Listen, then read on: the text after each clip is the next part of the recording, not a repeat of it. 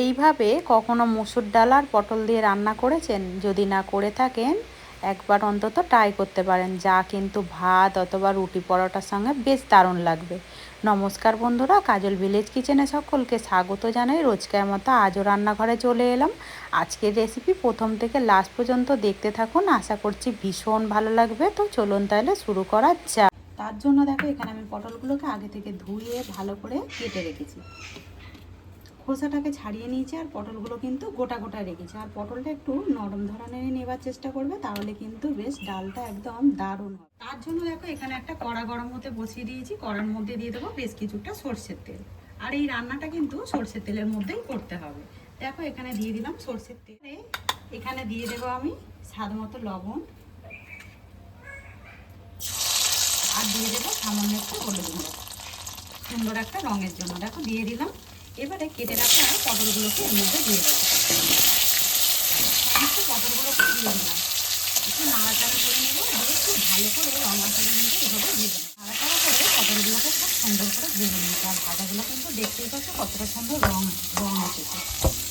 এইভাবেই সুন্দর করে পটলগুলো কিন্তু ভেজে নিতে হবে। সমস্ত পটলগুলোকে তেল থেকে এইভাবে তুলে নেবো একটা পাত্রের মধ্যে। কিছু ফোড়ন দেবো, যেমন দেবো এখানে একটা ফাটিয়ে নেওয়া তেজপাতা, দিয়ে দেবো একটা শুকনো লঙ্কা। লঙ্কাটাকে একটু ফাটিয়ে দিয়েছি। বেশ কিছুটা গোটা জিরে দিয়ে দেবো, এতে করে কিন্তু টেস্টটা বেশ দারুণ আসবে। তো মশলাগুলোকে ফোড়নের সঙ্গে এইভাবে একটু ভেজে নিতে হবে। দেখো, ফোড়নটা এখানে কিন্তু বেশ ভাজা হয়ে গেছে। আর কিন্তু তেল দেওয়ার এখানে কোনো রকম দরকার নেই। এখানে আগে থেকে একটা পেঁয়াজকে এইভাবে আমি লম্বা লম্বা পাতলা পাতলা করে কেটে নিয়েছি। সমস্ত পেঁয়াজটাই আমি এর মধ্যে দিয়ে দেবো। আজকে রেসিপি কে কোথা থেকে দেখছেন অতি অবশ্যই কমেন্ট করে জানাবেন। পেঁয়াজটাকে হালকা একটু ভাজা করে নেবো। দেখো, পেঁয়াজটা কিন্তু ফোড়নের সঙ্গে বেশ ভালোভাবে ভাজা হয়ে গেছে। আর বেশি ভাজবো না, এটা নাড়াচাড়া করতে করতে আরও বেশি এটা ভাজা হয়ে যাবে। একটা টমেটো নিয়েছি, টমেটোকেও আমি লম্বা লম্বা করে কেটে নিয়েছি, এটাও দিয়ে দেবো। দিয়ে হালকা একটু নাড়াচাড়া করে নেবো। এখানে দেখো, খুব ভালো করে একটু টমেটোকেও নেড়ে নিয়েছি। এতে করে যে একটা গন্ধ থাকে ওইটা কিন্তু চলে যাবে। এখানে এবারে দিয়ে দেবো সামান্য একটু আদা রসুন বাটা। একটু ভালো করে মশলাটাকে একটু কষিয়ে নেবো। এখানে কিন্তু বেশ সুন্দরভাবে মশলাটাকে আমি একটু ভেজে নিলাম। এবার এর মধ্যে অল্প একটু জল দিয়ে দেবো, যাতে করে না মশলাটা পুড়ে যায়। বেশ তার মতো সুন্দর একটা রঙের জন্য দিয়ে দেবো হলুদ গুঁড়ো, আর এখানে একটু দিয়ে দেবো জিরে গুঁড়ো। এটি কিন্তু বেশ টেস্টটা দারুণ আসবে। আগে একটু মিশিয়ে নেবো এভাবে। এখানে দেখো, মশলাটাকে আমি একটু ভালো করে কষিয়ে নিয়েছি। ঝালের জন্য দিয়ে দেবো লঙ্কার গুঁড়ো। একটু ঝাল তোমরা কে কীরকম পছন্দ করো সেই মাছের এখানে কিন্তু ঝালটা দিয়ে দেবে। খুব ভালো করে এবারে মশলাটাকে কষিয়ে নেবে। মশলা যত কষানো হবে ভালোভাবে, তত কিন্তু তরকারির টেস্টটাও দারুণ আসে। একটু ঢাকা চাপা দিয়ে মশলাটাকে কষিয়ে নেব। এবারে ঢাকাটা খুলে নেবো। আর এই দেখো, মশলাটাকে কিন্তু তেল ছাড়তে শুরু করেছে। এইভাবে একটু ঢাকা চাপা দিয়ে মশলাটা করলে তাহলে কিন্তু মশলার যে কাঁচা গন্ধটা এটা একেবারেই চলে যায়।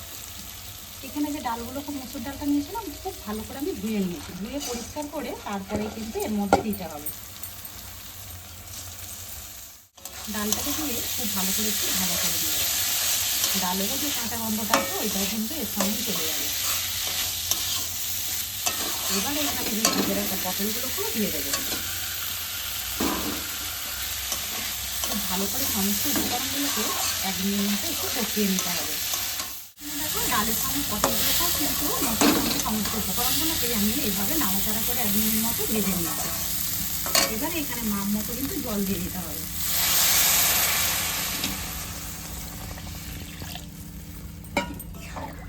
এবারে স্বাদ মতো লবণ দিয়ে দেবো ওপর থেকে।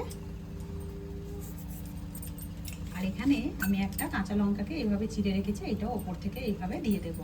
এর যে সুন্দর একটা কাঁচা গন্ধ, এটা কিন্তু ডালের মধ্যে থাকবে। ঢাকা দিয়ে আমি ভালো করে রান্না করি। তো এখানে দেখতে পাচ্ছি আমি কিন্তু ডাল আর পটল দিয়ে রেসিপিটা রেডি করে ফেলেছি। তো লাস্টে যেই উপকরণটা দেবো, আর দেখো কত সুন্দর ঘনত্ব হয়েছে। ঠিক এইভাবেই কিন্তু ঘন ঘন রাখতে হবে, তাহলে কিন্তু রুটি পরোটা ভাতের সঙ্গে কিন্তু বেশ লাগবে। চলো তাহলে এবার লাস্টে যে উপকরণগুলো দেবো, দেখো সামান্য একটু চিনি দেবো, এতে করে কিন্তু টেস্টটা দারুণ আসবে। আর দেবো এখানে সামান্য একটু ঘি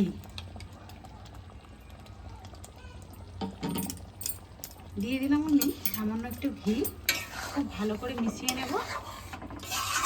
তো তোমাদের ডাল আর পটলের রেসিপি কীরকম লাগছে অতি অবশ্যই কমেন্ট করে জানাবেন। ওপর থেকে একটু ধনেপাতা দিয়ে দেবো, যদি হাতের সামনে থাকে তাহলেই কিন্তু দেবে, আর না হলে কিন্তু দেবার দরকার নেই।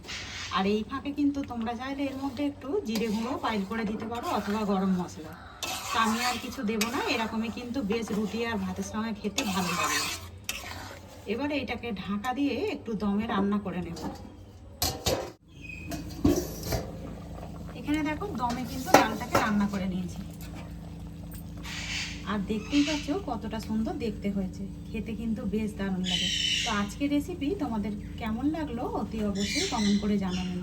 যদি ভালো লেগে থাকে একটা লাইক করে দিয়ে এইভাবে আমার পাশে থাকবেন, আমাকে সাপোর্ট করবেন। আমার এরকম নিত্য নতুন রান্নার জন্য পাশে থাকা বেল আইকনটি প্রেস করবেন। সবাই ভালো থাকবেন, সুস্থ থাকবেন, ধন্যবাদ। আবার কোনো নতুন রেসিপি নিয়ে ফিরে আসবো। আজকের মতো এই পর্যন্ত।